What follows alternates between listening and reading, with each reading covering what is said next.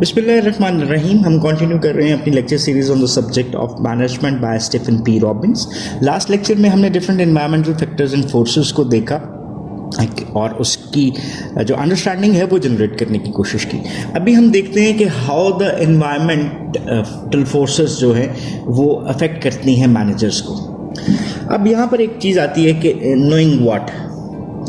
अब what is very much important कि क्या है ये वेरियस कंपोनेंट्स जो हमने देखे एक्सटर्नल एनवायरमेंटल फोर्सेस के, ये हमारे लिए बहुत अच्छी चीज़ है, लेकिन इसको एग्जामिन करना इन सर्टन एस्पेक्ट्स के environments are important to the manager, environmental forces are important to the managers, ये एक डिफरेंट आपको सिनेरियो नज़र आता है। अब व्हाट वाला तो हमने देख लिया कि जैसे हमारे पास 1 2 3 4 5 ये इन्वायरमेंटल फोर्सेस हैं। अब अगला चीज़ जो हमें इम्पॉर्टेंट नज़र आती है वो है हाउ, कि ये फोर्सेस तो नज़र पता लग गई, लेकिन ये इफ़ेक्ट किस तरह से करती हैं मैनेजर्स को ऑर्गेनाइजेशन में, डिसीजन मेकिंग में, ये भी हमारे लिए इम्पॉर्टेंट है। सो 3 चीज़ों के ऊपर हम बात करते हैं इस लेक्चर के हवाले से। पहली चीज़ कि ये जो हमारे पास डिफरेंट फोर्सेस थी उसका impact on job and employment किस तरह से। दूसरा एस्पेक्ट जो इस लेक्चर में हम देखेंगे कि थ्रू द एनवायरमेंटल अनसर्टेनिटी जो कि आपको नज़र आती है, तो अनसर्टेनिटी किस तरह से अपना रोल प्ले करती है। और देन हम स्टेक होल्डर रिलेशनशिप को अंडरस्टैंड करेंगे कि स्टेक होल्डर्स पे ये फोर्सेस किस तरह से इफेक्ट करती हैं और मैनेजर्स को अल्टीमेटली किस तरह से इफेक्ट कर रही हैं। तो सबसे पहले तो हम ये देखते हैं कि how the external environment affects managers in context of jobs and employment. किसी भी एक्सटर्नल एनवायरमेंटल कंडीशन को ले लें, जैसे हमारे पास economic environmental forces, demographic, technological और ग्लोबल एनवायरनमेंट है, ये एक जैसी नहीं रहती, दे डू चेंज। और मोस्ट पावरफुल कंस्ट्रेंट्स जो मैनेजर्स के ऊपर नज़र आती हैं, जो वो फेस कर रहा है, is the impact of such changes on jobs and employment. क्या अगर जैसे हमने इकोनॉमिक इन्वायरमेंट को देखा था, तो जॉब्स को हमने कहा था कि अनएम्प्लॉयमेंट बढ़ जाएगी, अनएम्प्लॉयमेंट कम हो जाएगी, नई जॉब्स क्रिएट होती हैं। हम टेक्नोलॉजिकल इन्वायरमेंट की अगर बात करते हैं तो टेक्नोलॉजी ने जॉब्स को चेंज कर दिया, इसका इफेक्ट जॉब्स के ऊपर नज़र आया। डेमोग्राफिक्स का इफेक्ट जॉब के ऊपर नज़र आया। तो मतलब किसी भी एक फोर्स को ले लें, ये आपकी जॉब के ऊपर इफेक्ट कर रही है। इन्होंने आपकी जॉब्स को चेंज कर दिया, एम्प्लॉयमेंट प्रैक्टिसेस को चेंज कर दिया। अब इसकी कंडीशन बनाते हैं, एक है पुअर कंडीशन और दूसरी चीज़ है गुड कंडीशन। सो इसका मतलब क्या हुआ कि इम्पैक्ट है, चेंज भी है, change can be good and change can be bad as well. So इस कंस्ट्रेंट की पावर की अगर हम बात करते हैं तो ये पेनफुली ऑब्वियस हमें नजर आता है during the last global recession, as billions of jobs were eliminated and unemployment rates rose to levels not seen in many years. तो ये मैं इकोनॉमिक रिसेशन को छोड़ देता हूँ और मैं आपको ले आता हूँ कोविड-19 की सिचुएशंस सिंस चलें जनवरी कर लेते हैं, जनवरी 2020, और फिर पाकिस्तान में स्ट्रॉन्ग इफेक्ट नज़र आया इन मार्च 2020। सो बिजनेसेस आपके स्लो नज़र आते हैं, आपकी जॉब्स जो सी हैं वो चेंज होती हुई नज़र आ रही हैं, वर्क फ्रॉम होम हो गया, कई लोग जो बेरोज़गार हो गए, continued hardship for those individuals looking for work. So many college graduates have struggled to find jobs or ended up taking jobs that don't require a college degree. So इसका मतलब क्या हुआ कि सिनेरियो आपको चेंज नज़र आता है, लोगों को जॉब्स नहीं मिल रही और वो लोअर कैटेगरी की जॉब्स को भी एक्सेप्ट करने के लिए फिर तैयार नज़र आते हैं। बहुत सारे लोग जो जॉबलेस हो गए, they are still in search of newer jobs. और अगर ये ग्लोबल रिसेशन के कॉन्टेक्स्ट में भी देखें और कोविड-19 के कॉन्टेक्स्ट में भी देखें तो दोनों आपको सिमिलर नेचर के नज़र आते हैं, ठीक है।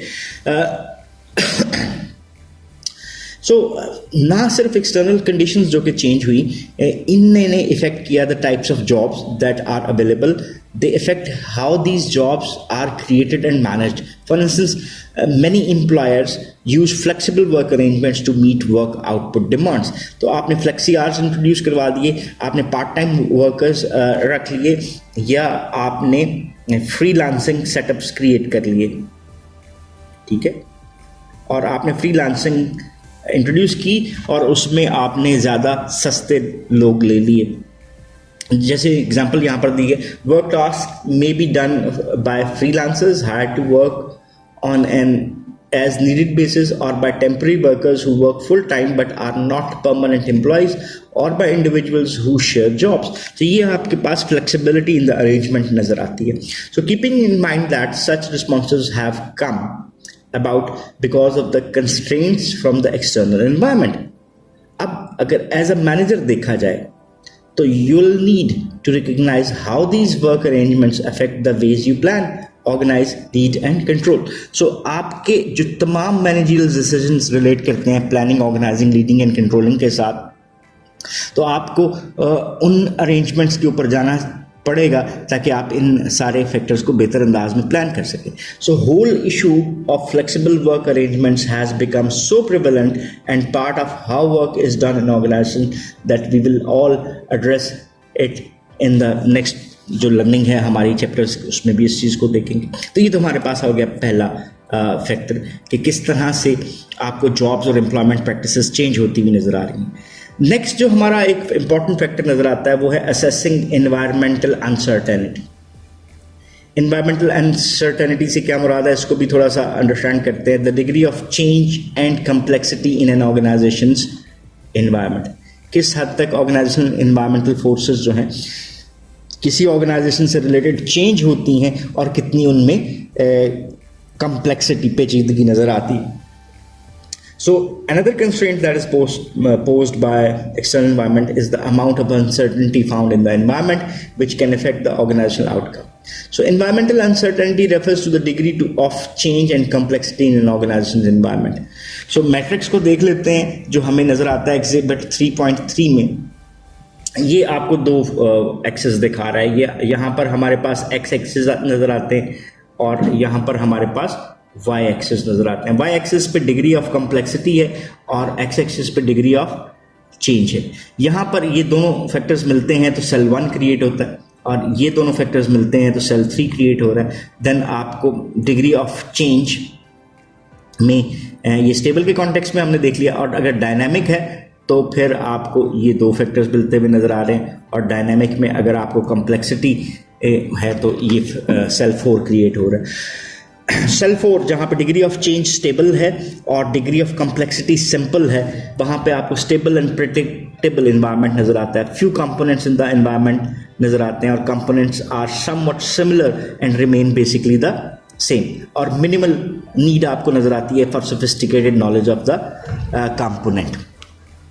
देन अगर डिग्री ऑफ चेंज को स्टेबिलिटी से हम हटाते हैं और डिग्री ऑफ चेंज को स्टेबिलिटी पे रखते हैं और कम्प्लेक्सिटी को इंक्रीज कर देते हैं, सिंपल से कॉम्प्लेक्स पे ले जाते हैं, तो stable and predictable environment, many components जो फैक्टर्स हैं इन्वायरमेंट में वो आपको इन्फ्लुएंस करते हुए नज़र आ रहे हैं, और components are not similar to one another और ये बेसिकली सेम रहते हैं. High need for sophisticated knowledge of the components. इसी तरह से डिग्री ऑफ चेंज अगर डायनामिक नेचर की है और कम्प्लेक्सिटी को सिंपल रखते हैं तो ये हमारे पास कॉन्टेक्स्ट नज़र आता है, और अगर डायनामिक और कम्प्लेक्सिटी इंक्रीज के साथ तो ये सेल 4 हमें नज़र आता है. So this is how environmental uncertainty matrix जो सा वो इन्फ्लुएंस करता हुआ नजर आता है.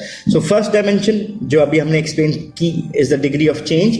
If the components in an organisations environment change frequently it is dynamic environment. If change is minimal, it is stable one, or a stable environment might be one with no new competitors, few technological breakthroughs by current competitors, little activity by pressure groups of influencing the organization, और इसी तरह से.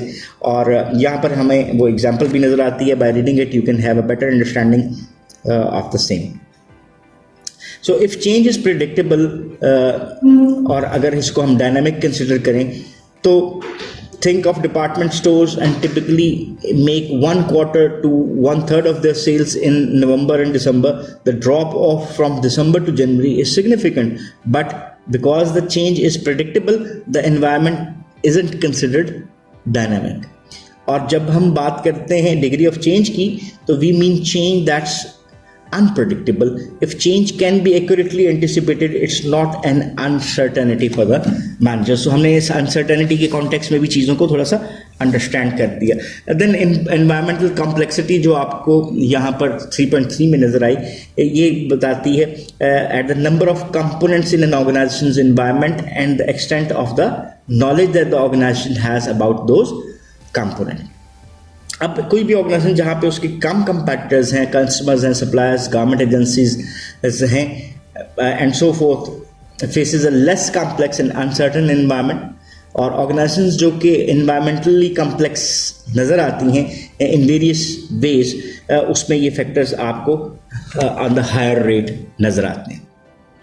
सो number of components in organization environment, उसकी base के ऊपर आपको environmental complexity जो नज़र आती है, वो जो सिंपल भी है और देन कॉम्प्लेक्स भी नज़र आती है. देन तीसरा फैक्टर जो हमें दिखाई देता है वो है managing the stake holder relationship. Stakeholder का लफ्ज़ क्या बताता है? Any constituencies in the organizational environment that are affected by an organization decisions and actions, यानी all the actors and forces which may affect the organization और may be affected by the organization are termed as their stakeholders. इसकी example ले लेते हैं. जैसे public क्या है? किसी भी ऑर्गेनाइजेशन की स्टेक होल्डर है. लॉ, लेजिस्लेशन, ये भी स्टेक होल्डर में आ जाती है. देन कस्टमर्स आ जाते हैं, कंपेटिटर्स आ जाते हैं. ये वो फोर्सेस हैं जो कि आपके स्टेक होल्डर्स हो सकते हैं. सो यहाँ पे हमने इसको डिफाइन भी कर लिया. So these groups have a stake in और are significantly influenced by what the organization does, यानी ऑर्गेनाइजेशन में या तो इनका कोई स्टेक इन्वॉल्व होता है या फिर ये ऑर्गेनाइजेशन के एक्शन से इन्फ्लुएंस हो सकते हैं.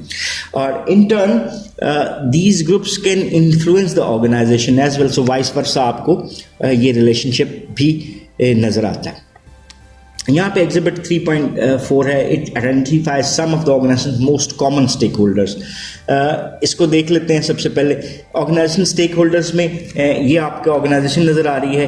अब कॉमन स्टेक होल्डर्स कस्टमर्स आ गए, social and political action groups, competitors आ गए, ट्रेड एंड इंडस्ट्री एसोसिएशंस आ गई, देन आप government, media firms, suppliers, communities जैसे हम पब्लिक कह सकते हैं, देन शेयर होल्डर्स हो सकते हैं, यूनियंस हो सकती हैं, and employees themselves. So these are the major stake holders जो कि आपको नज़र आते हैं ऑर्गेनाइजेशनल कॉन्टेक्स्ट में. इंपॉर्टेंट बात जो यहाँ पर याद रखने की है कि these stake holders include internal and external groups, यानी स्टेक होल्डर्स में वो तमाम लोग शामिल हैं जो कि विद इन द ऑर्गेनाइजेशन भी हो सकते हैं और आपके एक्सटर्नल एनवायरनमेंट का पार्ट भी हो सकते हैं. इसकी वजह ये है कि because both can affect what an organization does and how it operates, यानी दोनों इन्फ्लुएंस लेते हैं ऑर्गेनाइजेशन से, उसके एक्शंस एंड पॉलिसीज से. ठीक है. अब सवाल यहाँ पर ये बनता है कि why should managers even care about managing stakeholder relationships. इसमें एक इंपॉर्टेंट चीज़ है, it can lead to desirable organizational outcomes जैसे improved predictability of environmental change, more successful innovations, greater degree of trust amongst the stakeholders and greater organizational flexibility, basically to reduce the impact of change. ये वो तमाम reasons हैं जिसकी वजह से हमें stake holder relationship management में involve होना चाहता है. लेकिन क्या ये ऑर्गेनाइजेशन की परफॉर्मेंस को इफेक्ट करता है? The answer is yes. Management researchers who have looked at this issue are finding that managers of high performing companies tend to consider the interest of all major stakeholders groups as they make decisions. So एक और reason जो हमें नज़र आता है for managing external stake holder relationship is that it's the right thing to do because an organizations depend on these external groups as source of inputs.